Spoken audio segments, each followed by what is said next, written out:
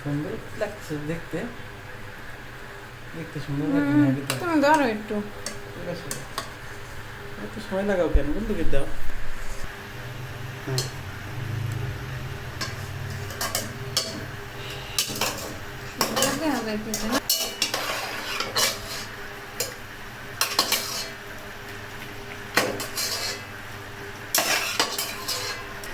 আমার বন্ধু চিকন কালিয়া দেখো আসিয়া, ও তুমি কেমন আছো পরের ঘরে তোমার পাশরিয়া, কেমন আছো?